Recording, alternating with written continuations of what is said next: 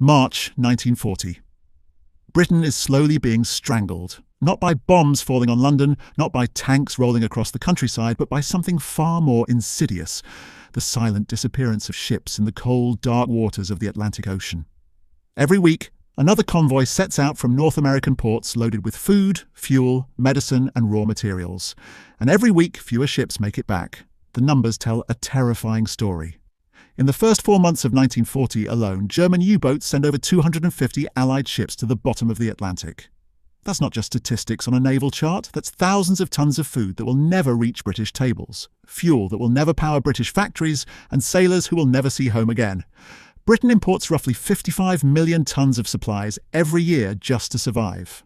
The island nation produces only about 30% of its own food. Without those convoys, the country faces starvation within months. Admiral Karl Dönitz, commander of Germany's U-boat fleet, knows exactly what he's doing. He's perfected the wolf-pack tactic: groups of submarines hunting together, coordinating their attacks, overwhelming convoy escorts.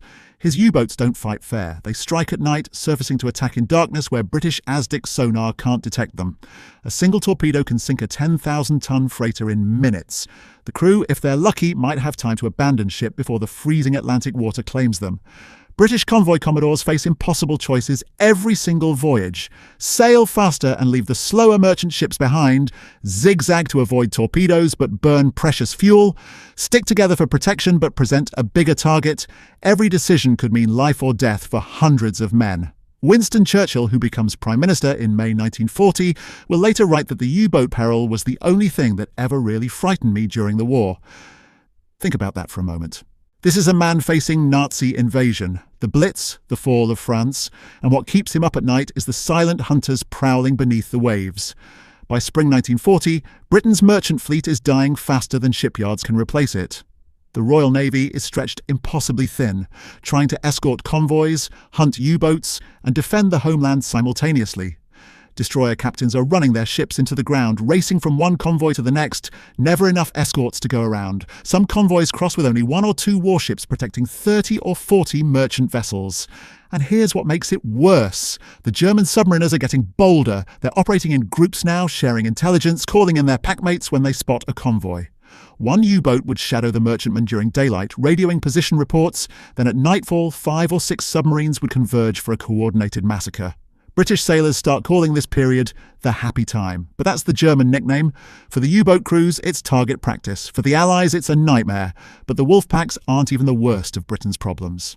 Because while Churchill and his admirals are focused on the U-boat threat, another killer is lurking in the waters, one that doesn't hunt in packs, doesn't need a crew, and strikes without warning in places where ships should be completely safe. November 21st, 1939. The British destroyer HMS Gypsy is steaming through the Thames estuary just off the English coast. This isn't enemy waters. This is practically Britain's front yard, a channel the Royal Navy has swept for mines dozens of times. Then, without warning, a massive explosion tears through the ship's hull. Gypsy goes down in minutes. No torpedo wake, no periscope sighting, no warning whatsoever. 3 days later, it happens again. The merchant ship SS Terukuni Maru explodes in the same area. Then another and another. Ships are blowing up in harbours, river mouths, and coastal waters that should be completely safe. The explosions are catastrophic. Entire bows ripped off, ships broken in half, crews killed instantly. By early December 1939, over a dozen vessels have been lost in British home waters, and nobody has a clue what's causing it. The Admiralty is baffled. These aren't torpedo attacks. There's no evidence of submarine activity in these shallow, heavily patrolled areas. These aren't traditional contact mines either. British minesweepers have combed these routes repeatedly and found nothing. Ships are simply sailing along, going about their business, and then suddenly ceasing to exist in a fountain of water and twisted metal. Panic starts creeping into British shipping. Captains who faced U-boats in the Atlantic without flinching are now terrified to enter their own ports. Because at least with a U-boat, you know what you're fighting. You can zigzag, you can deploy escorts, you can drop depth charges, but this is like fighting a ghost. Crews start calling the Thames estuary the death trap. Some merchant captains flatly refuse to sail through certain channels, even under direct orders. The losses keep mounting through December and into January 1940. The battleship HMS Nelson, 45,000 tons of British naval power, hits something off Scotland and barely limps into port with her bow nearly blown off. If capital ships aren't safe, nothing is. Britain's ports are becoming graveyards, and the Royal Navy doesn't even know what's killing the ships. Then comes the break. November 23rd, 1939, just 2 days after HMS Gypsy went down, a German aircraft is spotted dropping something by parachute into the mudflats near Submarines at low tide. When the tide goes out, British bomb disposal experts cautiously approach. What they find changes everything. It's a mine, but unlike anything the Royal Navy has seen before. No contact horns, no visible detonation mechanism. It's sitting there in the mud, looking almost harmless. Lieutenant Commander John Ouvry and his team spend hours carefully examining it, knowing one wrong move could vaporize them and the answer to Britain's mystery. They work with freezing water lapping at their feet as the tide comes back in, racing against time. What they discover inside sends shockwaves through the Admiralty. This mine doesn't wait for a ship to bump into it. It doesn't need any physical contact at all. Inside the casing is something far more sinister, a magnetic sensor that detects the metal hull of passing ships. When a vessel sails overhead, the mine feels the magnetic field of all that steel and iron, then detonates. The Germans have weaponized physics itself. Suddenly everything makes horrible sense. The shallow water attacks, the harbour explosions, the minesweepers sailing right over the weapons without triggering them. Britain isn't just fighting submarines anymore. It's fighting an invisible enemy that turns every ship's own metal hull into a death sentence. The captured magnetic mine lands on the desk of a man who has no business being in the Royal Navy at all. Charles Goodeve is a Canadian chemistry professor who came to Britain on an academic fellowship before the war. He's not a military man. He's not a naval architect. He's a scientist who got swept up in Britain's desperate scramble to mobilize every available brain against the Nazi threat. In late 1939, the Admiralty creates something called the Department of Miscellaneous Weapons Development. Basically a dumping ground for unconventional ideas and the odd people who come up with them. Goodeve fits right in. When the magnetic mine problem reaches his office in early 1940, most naval officers are thinking in traditional terms. Build better minesweepers. Develop stronger hull plating. Map the minefields more carefully. These are sensible, logical approaches from experienced seamen. Goodeve looks at the problem completely differently. He understands something the admirals don't. This isn't a naval problem, it's a physics problem. The mine doesn't care about armour thickness or ship design. It's responding to magnetic fields. Every ship is essentially a giant magnet floating through the water. Steel hulls become magnetised during construction. The hammering, the welding, the shaping of metal all align the iron molecules in Earth's magnetic field. Even after a ship launches, it carries this magnetic signature, and that signature is what's killing crews. Goodeve's solution sounds absolutely insane when he first proposes it. He wants to wrap entire ships in electrical cable and run current through them. Thousands of feet of wire coiled around hulls powered by onboard generators, creating an electromagnetic field that would cancel out the ship's natural magnetism. He wants to make ships magnetically invisible. The initial reaction from the Admiralty is about what you'd expect. Senior naval officers who've spent 30 years at sea are being told by a university professor that they need to turn their warships into floating electromagnets. Some think he's joking, others think he's wasted their time. One admiral reportedly asks if Goodeve has been drinking, but Goodeve has the math to back it up. He explains that every magnetic field has polarity, north and south. The ship's hull creates one field, and if you generate an equal and opposite field around it, the two cancel each other out. It's the same principle as noise-cancelling headphones, except instead of sound waves, you're cancelling magnetic fields. To the mine sensors, the ship simply wouldn't exist. It would sail right over the weapon, and the magnetic trigger would never activate. There's just one tiny problem. Nobody has ever tried this on anything bigger than a rowboat. Goodeve is proposing to degauss, that's the technical term named after the unit of magnetic field strength, every single vessel in the British fleet. Battleships, destroyers, cargo ships, tankers, trawlers. Thousands upon thousands of vessels, each one requiring custom calculations, precise wire placement, and careful calibration. The logistics are staggering. And Britain doesn't have time. Ships are exploding daily. The magnetic mines are spreading to every major shipping channel around the British Isles. U-boats are already sinking merchant vessels in open water. Now ships can't even reach port safely. If the Royal Navy spends months testing and debating Goodeve's idea, there might not be a fleet left to save. So despite the scepticism, despite the astronomical scale of the task, despite the fact that it sounds like something out of a science fiction novel, the Admiralty gives Goodeve permission to try. They don't have better options.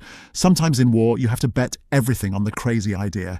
Here's what makes the magnetic mine so diabolically clever. Earth itself is a giant magnet, with magnetic field lines running from the North Pole to the South Pole. When you build a ship, hammering steel plates, welding joints, bending metal into shape, you're doing all this construction in Earth's magnetic field. The iron molecules in the steel gradually align themselves with that field, like tiny compass needles, all pointing the same direction. The ship becomes permanently magnetized, carrying what scientists call a magnetic signature. This signature is strongest at the ship's ends, the bow and stern, where the hull curves most dramatically.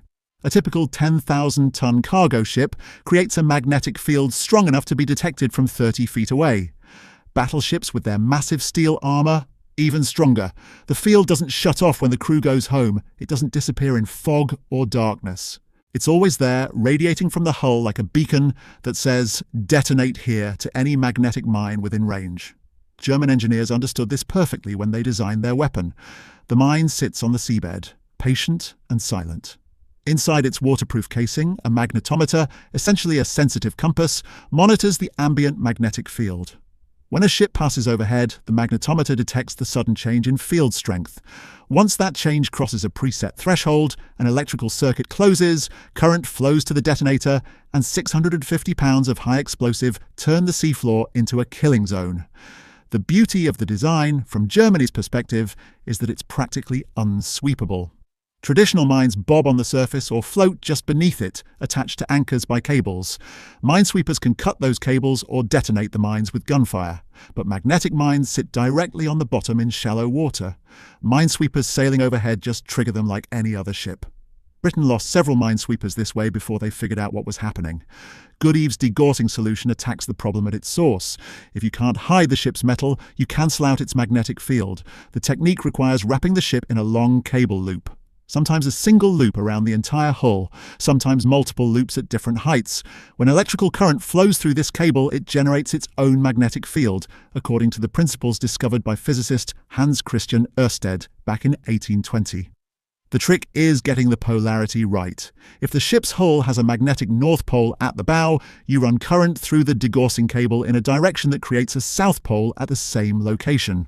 The two fields interact and neutralize each other. Do this correctly around the entire hull, and the ship's magnetic signature drops from 30 feet to just a few inches.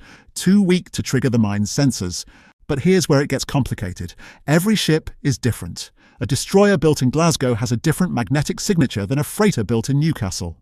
The intensity varies based on the steel composition, the construction methods, how long ago the ship was built, even which direction it was facing in the shipyard. You can't just wrap a standard cable around every vessel and call it done.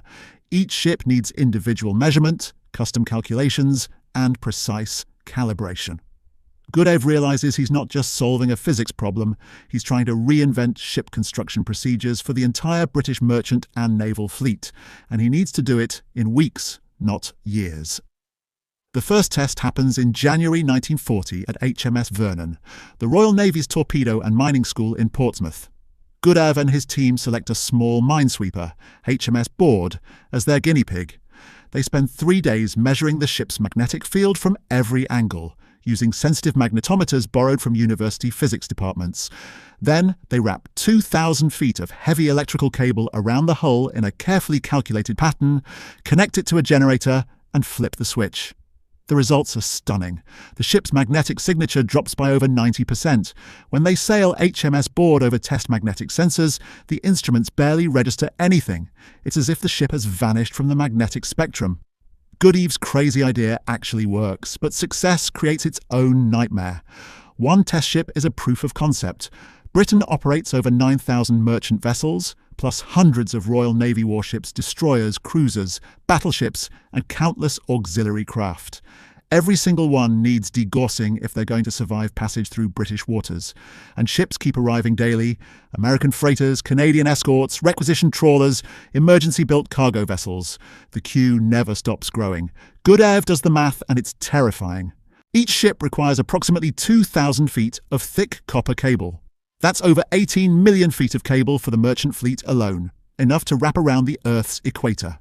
Britain's copper supplies are already strained, supporting electrical infrastructure, munitions production, and aircraft manufacturing.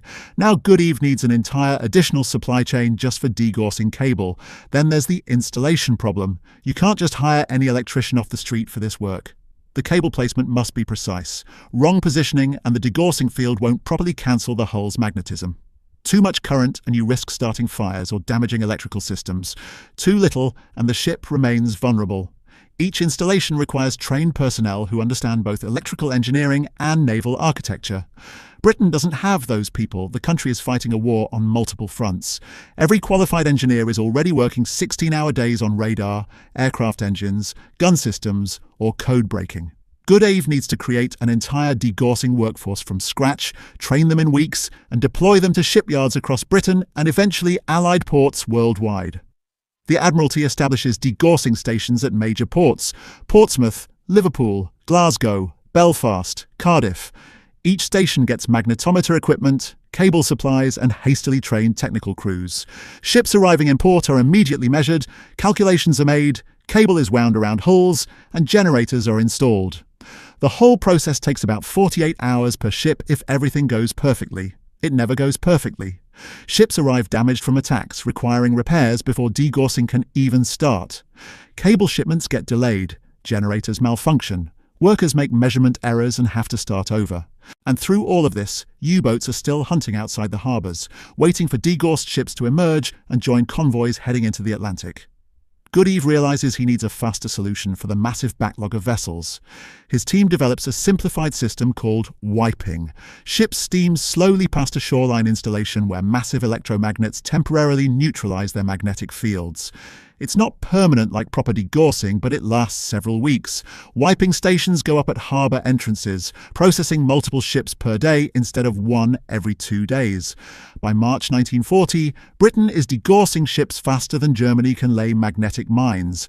But it's a desperate race against time. Speed becomes everything.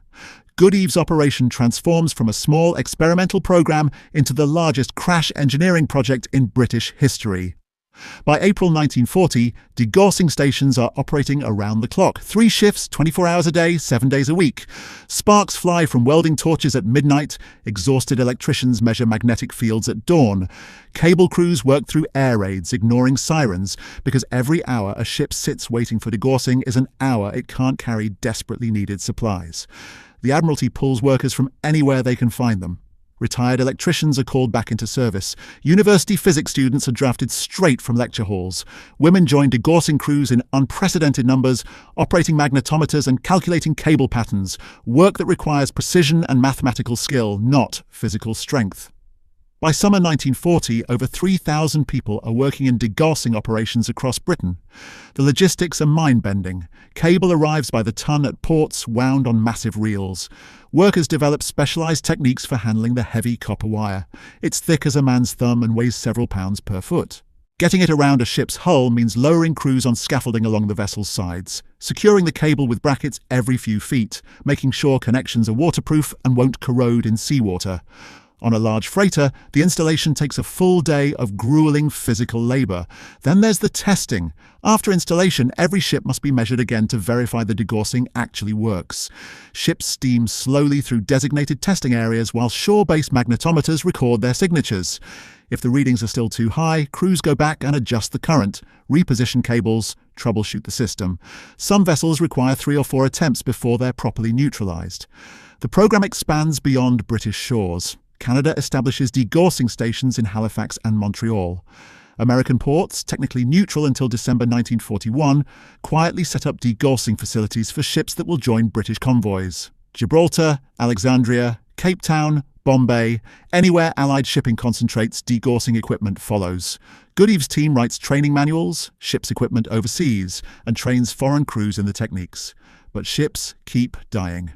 June 1940 brings catastrophe on multiple fronts. France falls to Germany, giving U-boats access to Atlantic ports like Brest and Lorient, cutting 450 miles off their hunting range. Suddenly, German submarines can stay on patrol much longer, hitting convoys farther from British shores. And while thousands of ships now have degaussing protection against magnetic mines, they're still vulnerable to torpedoes in open water. The Admiralty faces brutal triage decisions. Prioritize warships for degaussing or merchant vessels, new ships just launched or older vessels with years of service, fast ships that can potentially outrun U-boats, or slow cargo haulers carrying the most tonnage. Every choice means some ships will wait longer, remain vulnerable longer, face higher risk. Goodeve's crews work through the Blitz. London's docks burn from German bombing raids, but degaussing continues. Liverpool takes devastating hits in May 1941. Over 2,000 civilians killed, the port infrastructure battered, but the degaussing station keeps operating. Glasgow, Belfast, Cardiff all endure air raids while cable crews keep wrapping ships. By the end of 1940, Britain has degaussed over 4,000 vessels. By mid-1941, that number exceeds 10,000. It's an engineering achievement that rivals building the ships themselves, except it's being done under wartime conditions with limited resources, constant enemy action, and the knowledge that every delay costs lives at sea. The numbers tell the story better than words ever could. In the first 3 months of 1940, before degaussing became widespread, magnetic mines sink or damage 115 British ships in home waters. By late 1940, after thousands of vessels received degaussing protection, that number drops to fewer than 20 ships for the same 3-month period. By 1941, magnetic mine losses become almost negligible, less than a dozen vessels for the entire year. Goodeve's crazy idea has essentially neutralized Germany's wonder weapon. But saving ships from magnetic mines is only half the battle. The Atlantic itself remains a killing field. U-boats don't care whether a ship is degaussed or not. Torpedoes destroy hulls regardless of magnetic signatures. And 1941 becomes the most brutal year of the entire convoy war. Dönitz has over 100 operational U-boats by year's end, and his wolf packs are mauling convoys with terrifying efficiency. In November 1941 alone, U-boats sink 62 Allied ships totaling over 300,000 tons. Yet degaussing gives convoys something they desperately need: predictability. Before, merchant captains faced threats from multiple directions simultaneously: U-boats in deep water, magnetic mines in shallow water, air attacks near coastlines. Ships had to run gauntlets from the moment they left North American ports until they docked in Britain, with no safe zones anywhere along the route. Degaussing eliminates one variable. Convoys can now focus entirely on the U-boat threat. Escort commanders don't have to worry about ships exploding in harbour approaches. Vessels can take evasive routes through shallow coastal waters where submarines can't follow, because magnetic mines no longer pose a threat there. The British can concentrate defensive resources, destroyers, aircraft, radar stations, on anti-submarine warfare instead of scattering them across multiple threats. The psychological impact is enormous. Merchant crews who've watched ships blow up in supposedly safe harbours now have confidence their degaussed vessels can actually reach port. Morale improves. Sailors stop refusing assignments. The steady drumbeat of mystery explosions that terrorised British shipping in late 1939 and early 1940 simply stops. Ships still sink, plenty of them, but at least crews know what they're fighting. By 1942, the degaussing program becomes so routine it's barely worth mentioning in naval reports. Every ship gets degaussed as automatically as it gets painted. New vessels are built with degaussing coils already installed in the hull. Liberty ships rolling off American production lines at the rate of 3 per day all include degaussing systems as standard equipment. What seemed impossible in January 1940, protecting the entire Allied fleet, becomes normal operating procedure by 1942. The Germans try to adapt. They modify magnetic mines with more sensitive triggers, attempting to detect even degaussed ships. They add acoustic sensors that respond to propeller noise. They combine magnetic and pressure detonators that require both a magnetic signature and a pressure wave from the ship's bow. But every adaptation requires new mine production, new deployment, and Britain's minesweepers, now that they understand the threat, become far more effective at clearing the weapons. The Battle of the Atlantic continues until May 1945, and U-boats remain deadly until Germany's surrender. But the magnetic mine threat that nearly paralysed British shipping in 1940 never recovers. Goodeve's solution holds. Ships continue crossing the Atlantic, keeping Britain fed, supplied, and in the fight. Not because they're invincible, but because one less weapon can kill them. Charles Goodeve never becomes a household name. No monuments are built to honor him. No Hollywood films dramatize his achievement.